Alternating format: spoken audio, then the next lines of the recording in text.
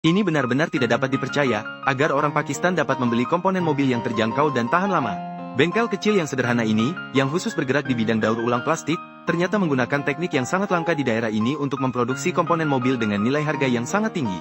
Mengenai jenis komponen apa yang mereka produksi, mari kita lihat lebih lanjut.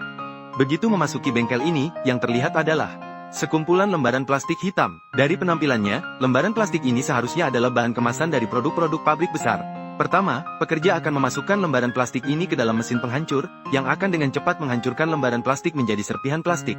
Namun, bengkel ini jelas berbeda dari bengkel pengolahan lainnya. Di bengkel kecil di Pakistan, sulit menemukan yang memberikan masker pelindung kepada pekerjanya. Dari 10, tidak ada 8 yang melakukannya. Tetapi pekerja hanya memilih untuk melindungi mulut dan hidung, sementara sisanya diserahkan kepada janggut lebat dan rambut hidung. Dengan cepat, setelah proses penghancuran selama 25 menit, lembaran plastik sepenuhnya dihancurkan menjadi serpihan plastik yang sangat kecil ini. Selanjutnya, pekerja akan menuangkan serpihan plastik ke dalam mesin pengaduk.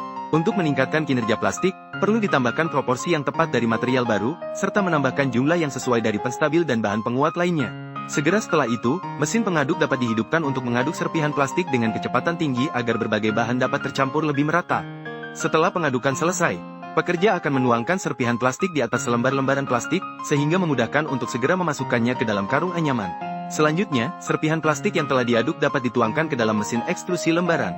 Serpihan plastik yang masuk ke dalam mesin ekstrusi akan meleleh di bawah tekanan kuat dari sekrup di dalam mesin dan pemanasan suhu tinggi dari silinder, dicampur menjadi lelehan plastik yang sangat halus dan merata.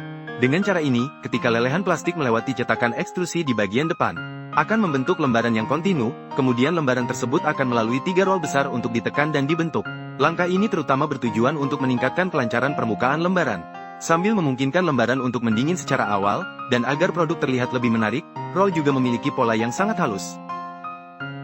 Dengan cara ini, pola inspiratif dapat diproses pada lembaran, kemudian lembaran akan didinginkan kembali dan diratakan melalui roll. Dengan cara ini, material lembaran yang sesuai spesifikasi telah diperoleh. Selanjutnya pekerja akan menggulung lembaran yang telah diproduksi menjadi bentuk gulungan, dan memindahkannya ke samping mesin vacuum forming. Lembaran dimasukkan ke dalam mesin vacuum forming, kemudian rangka penahan perlu diturunkan untuk mengunci lembaran, sambil mengoperasikan plat pemanas bagian atas untuk mengontrol suhu lembaran. Perangkat ini terlihat seperti buatan tangan, dengan struktur yang cukup kuno dan sederhana. Setelah lembaran dipanaskan secara merata dan melunak, perlu untuk mengangkat cetakan di dalam mesin saat plat pemanas diangkat. Cetakan di dalam mesin diangkat, kemudian pompa vakum diaktifkan untuk mengeluarkan udara di dalamnya.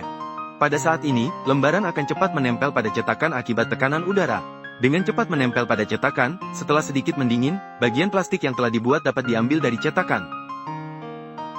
Namun, karena keterbatasan peralatan produksi, akan ada banyak sisa potongan pinggir yang dihasilkan di sini.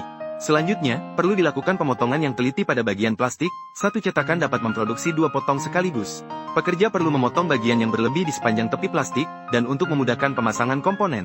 Jadi, perlu juga untuk memotong lubang pemasangan di tempat yang sesuai. Setelah proses pengeboran selesai, produksi seluruh komponen akan berakhir. Sampai di sini, saya yakin banyak dari kalian sudah tahu komponen ini digunakan di mana.